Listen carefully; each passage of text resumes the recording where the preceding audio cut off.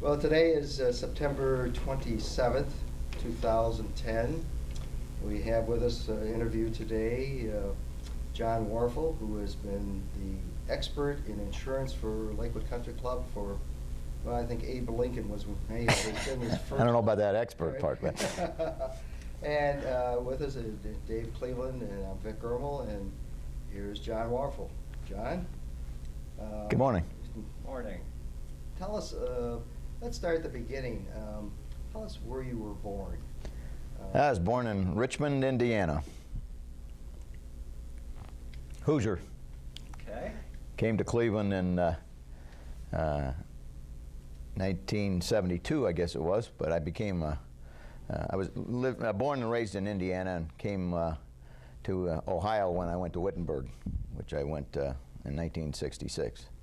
Graduated there from 1970. My wife and I got married, took ourselves to Columbus, Ohio for my first job in the insurance business, and we've been in Ohio ever since. Was insurance something you always knew you were going to get into? No, nobody ever gets in the insurance business thinking that's what they're going to do unless your dad or grandfather or something were in the business. I just decided after college that I wanted to go to work before I was getting married, of course, so we needed some money, and I wanted to get into the workforce before I went on for further schooling, and so I decided to look at a number of positions. Back then, the insurance business was not one that I had ever considered. But kind of an interesting story happened.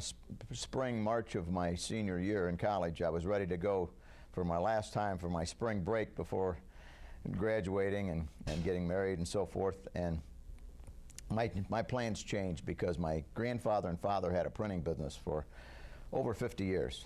And I turned on the news that night about 2 days before spring break started, and the Dayton News carried a fire in Richmond, Indiana, which was my father's plant. And it caught on fire. And so I immediately changed plans and decided to go home and help my dad dig out, literally. And you know, oil and water don't mix. Well, printing presses and water don't mix too well either. But it has a pretty good ending. Within about 2 weeks, every printing press was running. Not necessarily well, but it was a devastating thing. And I know at that time it had an impact on, I was looking at 3 or 4 different companies, but it had an impact on me on, geez, this insurance is not just an insurance contract, but it really can help people when they're in a time of need. So I went into the insurance business. My wife and I moved to Columbus for my first job. She had a job there as well. And I made a mistake that I always thought that there was stability in going with a large company. I was with the Aetna at that time, 40,000 employees, multiple billions of assets. And about 2.5 years into it in Columbus, I was called in on a Friday afternoon with a few other people, and they said, well, we've made the decision that in about 2 weeks we're going to close this office. And it was a profitable production office. There were 3 offices in Ohio, and they were doing some consolidation, so they decided to close the Columbus office and keep Cincinnati and Cleveland. The smarter move would have been to keep the Columbus office and close the other 2 if you fast forwarded to 30 years later, but they made that decision. And fortunately, the ones that were in the room at that point, probably about 20% of the workforce, were going to have positions. They were going to move us somewhere else if we wanted to. There was 80% of the population out in the outside of that room that were going to lose their job and would find out on Monday. So it was devastating because my wife was working, of course. We were trying to save for our first home and so forth, and 40% of our income was going to leave if we moved, naturally, for at least a while. But we made the move, and it all worked out. I came to Cleveland, had a choice of several cities, and a lot of people said, why are you going to Cleveland? But it was a very good business environment, and I chose it for that reason. The agreement I had with the general manager here, who had the region, so he told me, he said, look, if you're doing your job in 3 to 4 years, you'll be out of here, you'll be transferred to another city.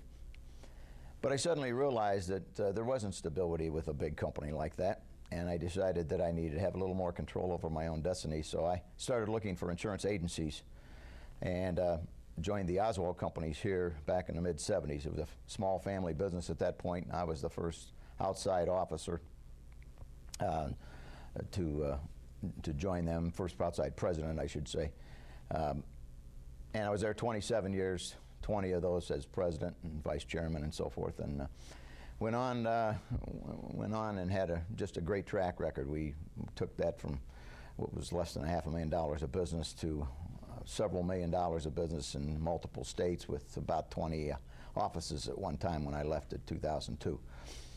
I left them and went on to the Westfield. I'd had a long-time relationship with the Westfield Group, and they were getting ready. They had several businesses that they wanted me to take responsibility for, as well as help them with their insurance operation as from an agent's perspective. I'd been on a couple of their boards as an agent and had gotten to know them. The one that intrigued me was, of course, the starting of a bank. Now, I don't know anything about banking, but the chance to start a bank with a company that had a strong balance sheet was more than I could pass up, although I did tell them I wasn't interested in the beginning. Are you kidding me? You know, why would I want to leave the Oswald companies and what I'm doing up in here in northeastern Ohio? But the chance to grow a business was just too much for me to look away from, and there were other businesses besides that we took in the same vein and grew them.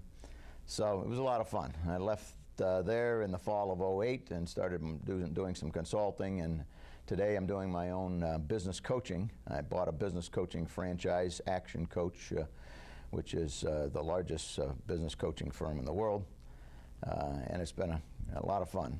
I realized that my real passion is helping business owners get to where they want to get to with new ideas and strategies for their businesses, and I think I can make a contribution with many of those in northeastern Ohio. I have been for a number of years. I just didn't know it was coaching. And of course, another part of that is helping the next leadership team and a lot of businesses develop and come along and build their own business acumen and their own business team, and that's been a part of coaching as well. So that's a quick bio. We have two on a personal front. My wife and I just celebrated our 40th anniversary this summer. Congratulations. Thank you. We have two children, both grown, Jill and Eric, and both of them spent a lot of years or several years in other parts of the country and doing their thing in other states and so forth. And both of them, one at a time, voluntarily have come back to northeastern Ohio to back to their roots, I guess, and both live here today. So we're real happy about that. Do you have grandchildren? I have a granddaughter. My son's got a daughter. Okay.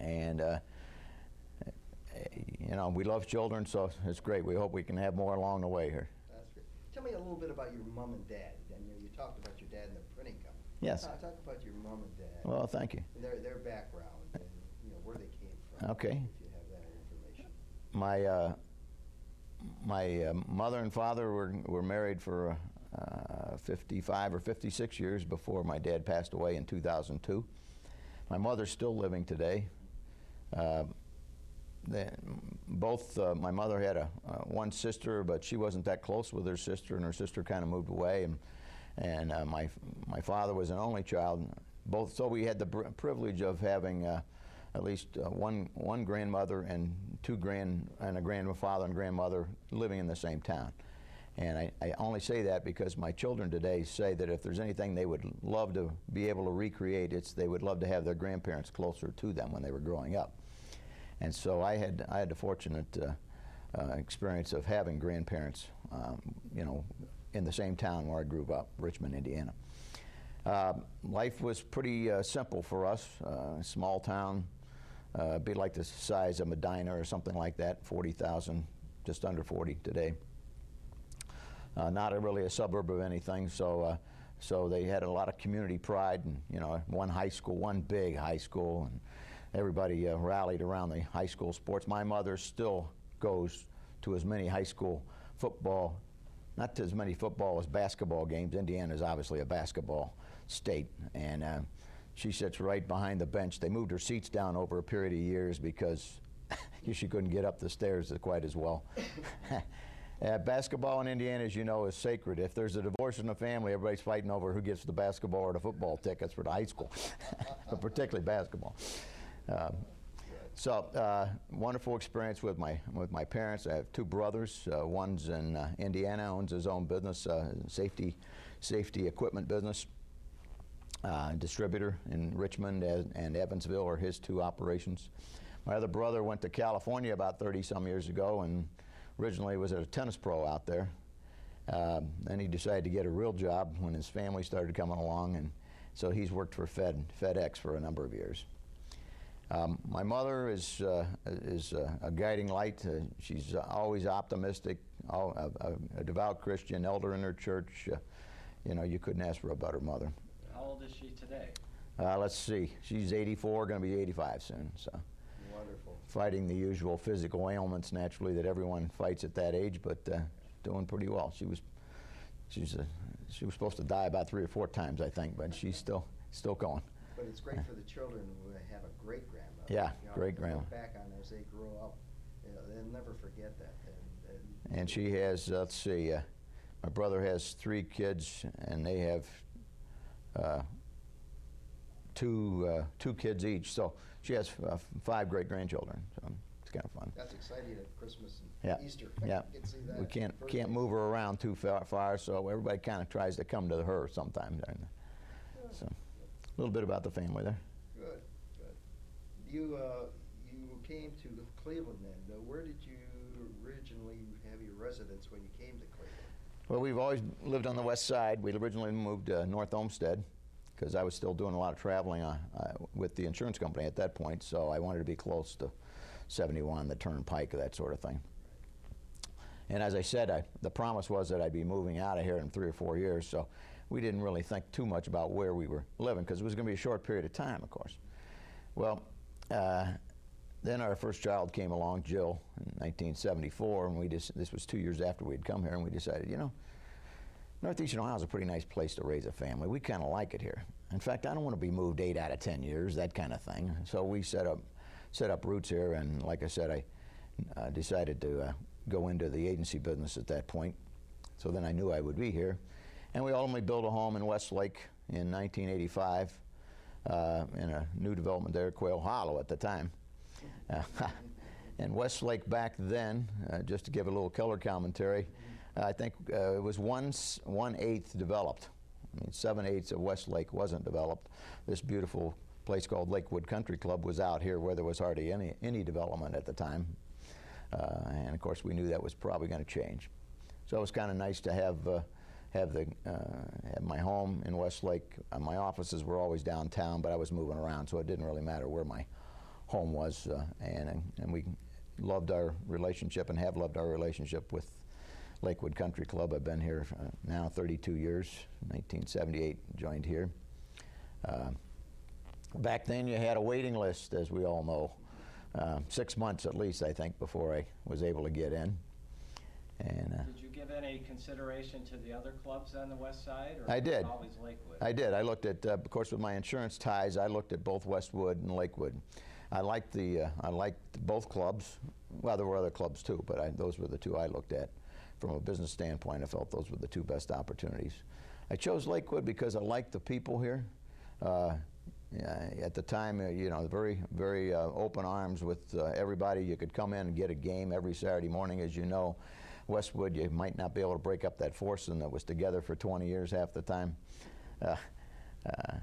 And I love the golf course. And we all know that the Tillinghast course is pretty special. I had some guests here last week for the clam bake, and they still were remarking about the fact that it's a Tillinghast course and some of the other courses that Tillinghast has built and how special it is. And I've had the pleasure of playing Wingfoot at least. I haven't played the others, but there's definitely a similarity between our course and that one. So, and it's been an extension of the family, as I'm sure many members have experienced. It's been a wonderful experience.